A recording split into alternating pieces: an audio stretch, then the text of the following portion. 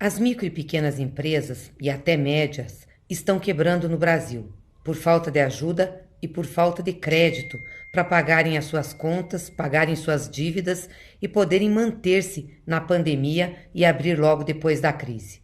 O principal fator para essa quebradeira é a falta de ação coordenada do governo, aliás, a falta de vontade para ajudar a resolver esse problema. As linhas de crédito hoje oferecidas pelo governo são linhas caras e burocráticas.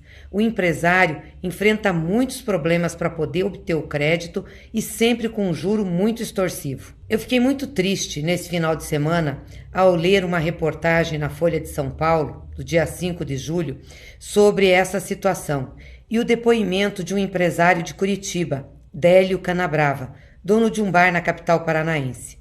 Coincidentemente, Délio é irmão de uma amiga minha, de adolescência. Eu ouvi na casa dela quando frequentávamos o colégio juntas. Eu não sei o que Délio pensa a meu respeito da política do PT. Nunca conversei com ele. Mas eu estou colocando o exemplo dele porque eu acho que reflete exatamente o que acontece com milhares ou milhões de pequenos e microempresários nesse país. Délio está doando, entregando o seu negócio pelo custo da dívida. Ele não tem condições de sustentar o bar fechado na pandemia sem ter uma ajuda. Isso vai resultar em desemprego. Pode ser até que o bar de Délio venha a ser tocado por alguém, mas com certeza será tarde demais para ele e para os empregados que ele tem. Vamos lembrar aqui que as micro e pequenas empresas são as que mais empregam no país. Não dar sustentação a elas nesse momento de pandemia significará milhões de desempregados a mais do que nós já temos e milhares ou milhões de empresários, pequenos empresários, sem renda. O governo Bolsonaro anunciou no início da pandemia uma linha de crédito para as empresas, principalmente para as micro, pequenas e médias empresas.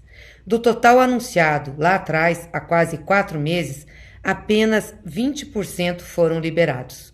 E exatamente porque os empresários, micro e pequenos, têm dificuldade de acessar. As exigências burocráticas são muitas. O prazo para pagar é curto, apenas 36 meses, e não tem carência, além do juro ser muito alto, estar em torno de 6 a 8%. Essa situação vai levar o Brasil a uma tragédia.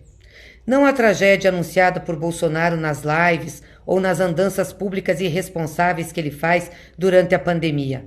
A tragédia vai ser causada pela falta de responsabilidade do governo e de coordenação do sistema financeiro e bancário.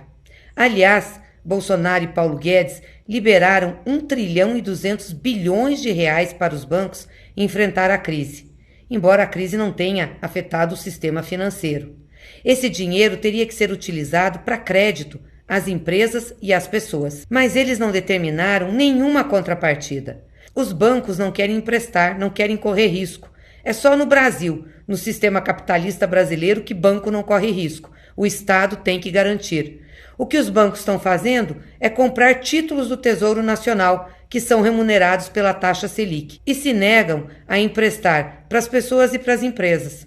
E o governo assiste isso tudo passivamente. Nós propusemos, no início da crise da pandemia, junto com a renda emergencial, uma política de crédito para as micro, pequenas e médias empresas, que consistia basicamente no seguinte, que consistia em ter 1 ano de carência para pagar o empréstimo e 60 meses para fazer o pagamento. Além disso, o juro, a taxa de juro, tinha que ser a taxa Selic, a mesma que o governo paga aos bancos quando vende seus títulos. Hoje está em torno de 2,5%. Além disso, não podia ficar exigindo garantias absurdas. A garantia básica teria que ser o faturamento da empresa depois da crise. Mas não foi isso que o governo fez. E o Congresso até agora não colocou o nosso projeto para ser votado. Aprovou, é verdade, um projeto um pouco melhor do que o do governo, o Pronamp, que assiste às empresas. Só que Jair Bolsonaro demorou para sancionar o projeto e implementá-lo. Ele está sendo implementado agora, quando as coisas já estão críticas, ou seja, a maioria das empresas já fechou as suas portas. É desalentador ter um governo como esse, irresponsável e omisso. Eu lembro aqui da crise econômica que nós passamos em 2008 até 2010. O presidente Lula tomou medidas efetivas, utilizou os bancos públicos, BNDES, Caixa Econômica, o Banco do Brasil, que é de economia mista, para salvar as empresas e a população. Ofereceu linhas de crédito baratas, acessíveis, rápidas. E nós conseguimos sair daquela crise. Era o que deveria ser feito agora.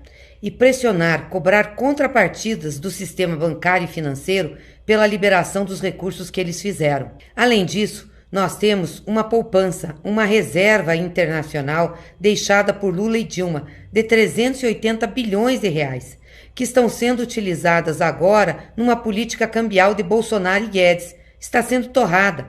Pelo menos poderiam utilizar parte desse dinheiro para salvar as empresas e ajudar o povo brasileiro.